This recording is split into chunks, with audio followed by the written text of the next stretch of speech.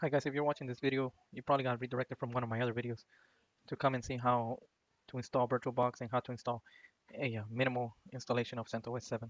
So let's go ahead and go right into it. So let's go ahead and go into google.com here, and what we're gonna type is VirtualBox.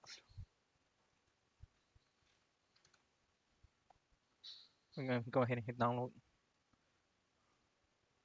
and we're gonna pick the Windows host. Uh, I am using Windows, that's why I picked that. If you're using Linux or OS X, you would pick the corresponding file here.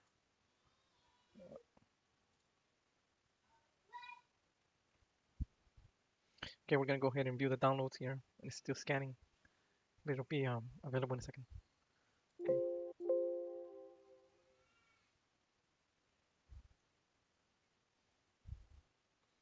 Now you just go through the wizard and you install. Of course, I already installed it, so I'm not gonna go through all the setup, but that's how you do it. It's gonna go ahead and cancel, finish, and close the web page. Now, when you install it, you're gonna end up with something like this: Oracle VM VirtualBox. So you open it up, and of course, I already have a bunch of servers here installed. But when you open it up, all of this will be blank. And what you do to install a new server is that you click the new button here, and you give it a name. You can give it any name. You can give it since I'm installing CentOS, I'm gonna call it CentOS computer. Okay, now I'm gonna choose Linux and I'm gonna choose Red Hat 60. The reason I'm choosing Red Hat is because Red Hat is the most similar to CentOS. CentOS is actually the free version of Red Hat, and the particular distribution I'm installing is CentOS 7. So now it's gonna ask how much RAM size you want to give it. I'm just gonna give it 1 GB of RAM. It's gonna ask for if you want to create a virtual hard drive. I'm gonna go ahead and click yes, yes, and I'm only gonna give it 8 GB of space. You could give it more if you're gonna use it for something, but because I'm just using it for demonstration purposes, I only give it 8 GB. Okay, there it is. So now we have a CentOS 7 computer and it's powered off. So we're gonna go ahead and start it. When we start it, this virtual machine that we just created, it doesn't have any image. It's completely blank. It's as if you built your computer from scratch, and of course it didn't have Windows, it didn't have Mac, it didn't have Linux, it didn't have anything installed on it. So I'm gonna go ahead and click this little folder here. And I already downloaded a copy of CentOS 7 online earlier. If CentOS 7 is free and open source, so you shouldn't have any problem downloading it. If you go to google.com and search for CentOS 7 download, you can find it relatively easily. Just download it and put it on a folder here. I'm gonna open it. I'm gonna start. Now the computer, it's acting like if it found a CD within OS, and it's gonna install it.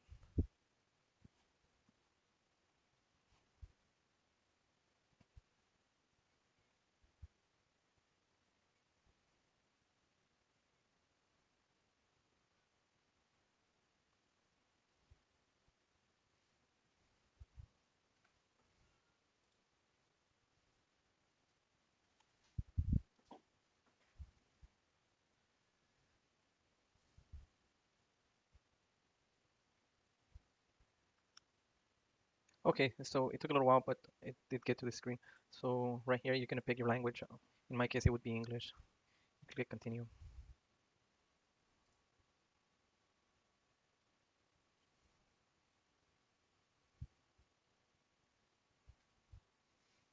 Okay, these items are not clickable right now. It's still loading some of the image, so that's why it's not clickable. But in a little bit, they will become selectable.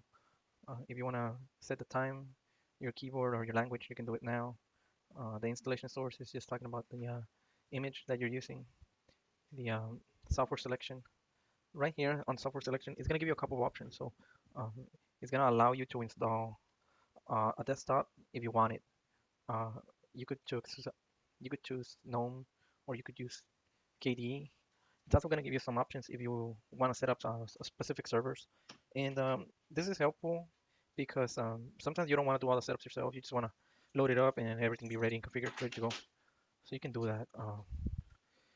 Down here, it's going to ask for the installation destination, which is going to be your hard drive.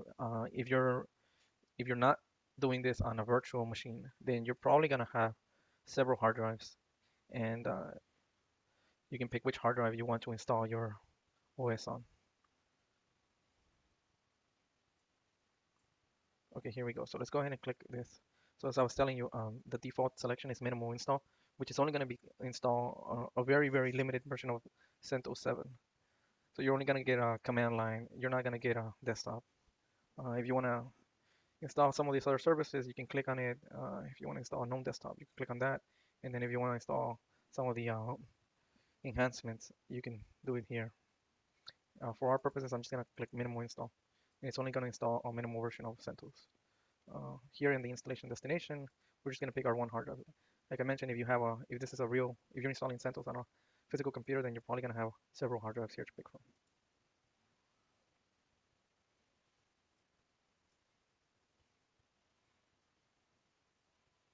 Okay, so let's go ahead and begin installation. Now it's going to ask for a root password. Root password, you can pick anything you want. For this video, I'm just going to put 1, 2, 3, 4, 5, 6, 7, 8. 1, 2, 3, 4, 5, 6, 7, 8.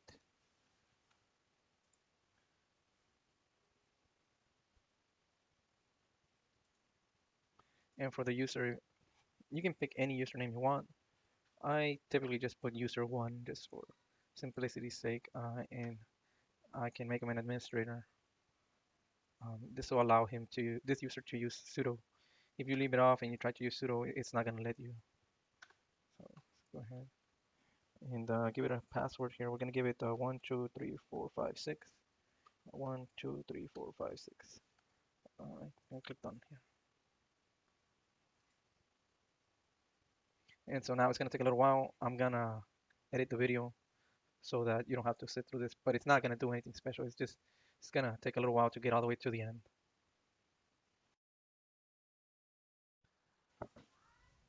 Okay, and it has completed installing. So we're going to go ahead and reboot.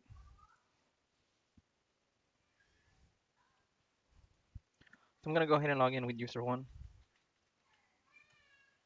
and the password 1, 2, 3, 4, 5, 6. So it's set. Now one thing I want to show you is that even though everything's installed and you try to use this server to do any of my guidelines, you might run into problems where it can't communicate with the network.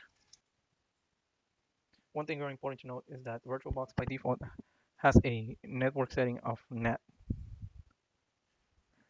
And if you want to network two computers together, two virtual computers, you won't be able to unless you switch this setting to bridge. And go ahead and click the advanced tab and make sure that the cable is connected. Once you click OK, it'll be as if any two computers that you're running are on the same LAN. Of course, the other computer that you're using, you also have to do this. You have to go network settings, change it to bridge adapter, and cable connected, and then you should be able to ping any two of your virtual servers together.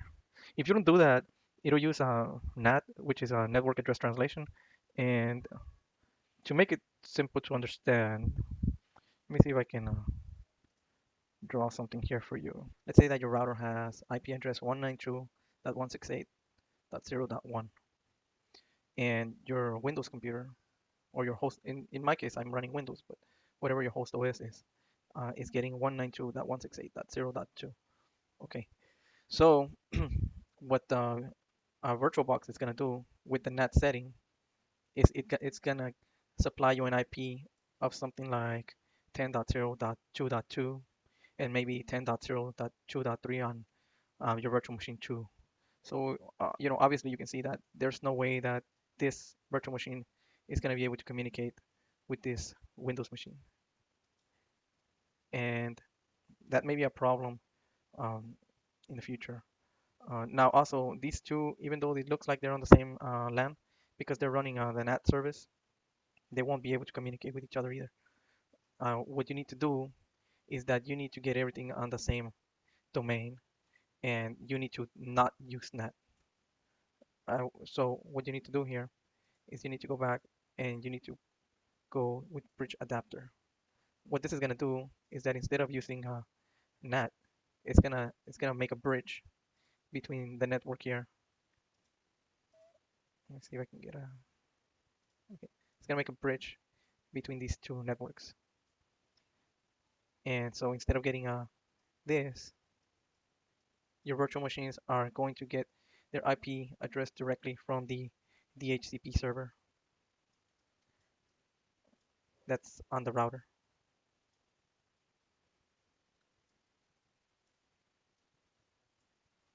Okay, so you're going to end up with an IP address something like 192. Let me use the text editor. My handwriting is here. It's terrible. You're going to end up with something like 192.168.0.3. And for your virtual machine 2, you're going to end up with something like 192.68.0.4. That's assuming that your router has uh, this um, IP address. It might, some commercial routers, they default to 10.0.0.1, and that actually is my case, that my router is giving this IP address range. So in my case, I'm gonna get something like, you delete this. I'm gonna get something like 10.0.0.2 and maybe 10.0.0.3, something like that. It's up to the DHCP server running inside of your router to tell you which IP addresses are available. Uh, so it might not be this particular values, but it'll be something similar to this. Okay, the other thing is you need to make sure that the cable is connected, and go ahead and press OK. Okay, now let's go ahead and try and get an IP address. So if you go ahead and run IP address show, you're gonna see that you don't have an IP address. Um, this is typical of the minimal installation of CentOS. By default, because you ran a minimal installation, it's kind of assumed that you're gonna run a lot of setups yourself, and so it doesn't run DHCP client automatically. So if we want to force our virtual machine to get an IP address from the DHCP router running inside of, I'm sorry, the DHCP server running inside of the router, we need to run this command called dhclient, and we need to run it with the sudo command here, because if you run it by itself, it won't work. It's going to complain that you don't have permissions. So let's go ahead and run it and type in the password here.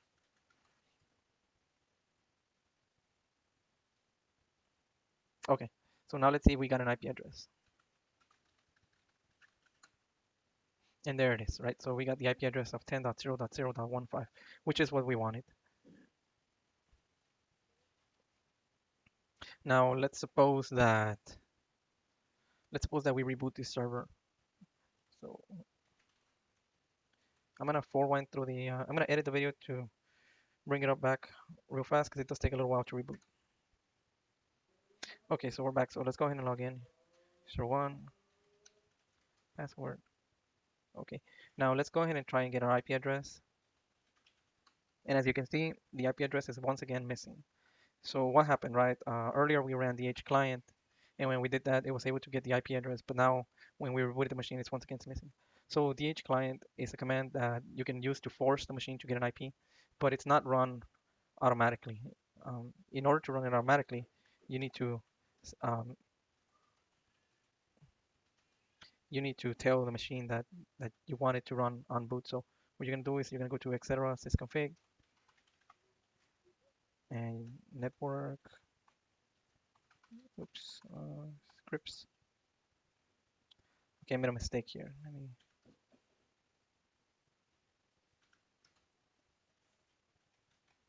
It's not me. Okay, let's try again. So let me go ahead and show you something else before I do it. Let's change drive to that directory. Let's do ls. And so here is the network configuration files for the interfaces. And our particular interface is ENP0S3, which is the one where we're getting our Ethernet connection from. So if you notice, it's right here, ifconfig ENP0S3. That's the file that we want to edit.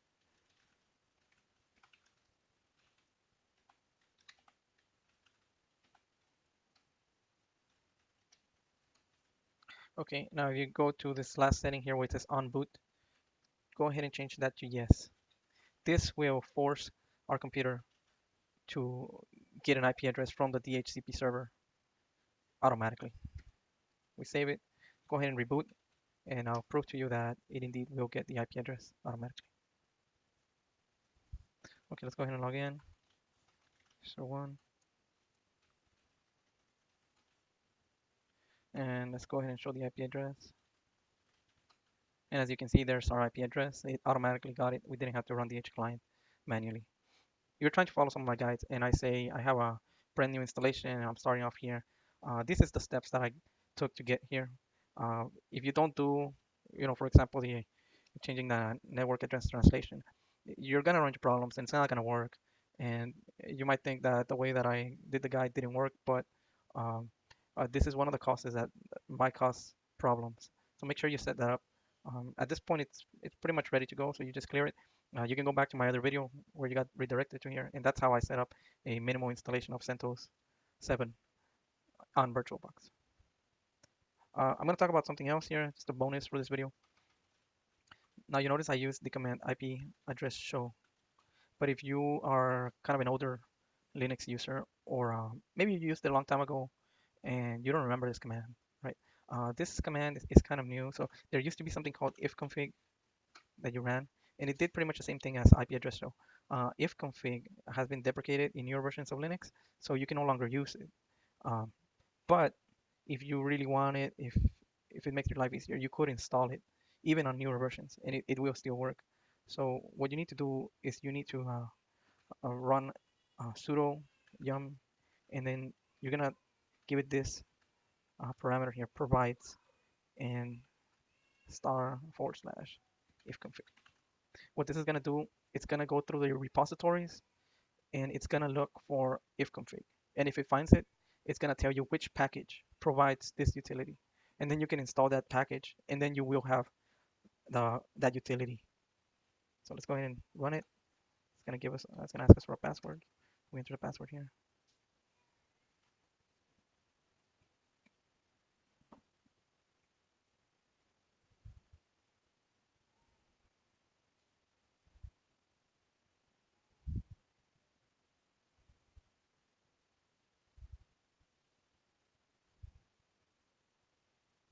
Okay, so as you can see right here, it did find it, and the ifconfig utility is actually part of the NetTools uh, 2.0 package. So we can install that. So we can go yum install. Oh, use sudo or switch to root user. Let me switch to root user just so you can see. So password 1234567 8. Okay, and then we can go ahead and run the command without using sudo anymore. So we can use NetTools 2.0, and we could type the whole thing, but you could also try using star here, and it'll try to autofill the rest of it for you. It'll give you a prompt right now, what it found. And if you found like 3 or 4 packages because they happen to share the same name, then you could press no and then come back and uh, type in the whole thing. So um, we forgot to put install. Okay, here we go. So it didn't find it. So what did we do wrong here? So we have a typo here. NetTools, not NetTool.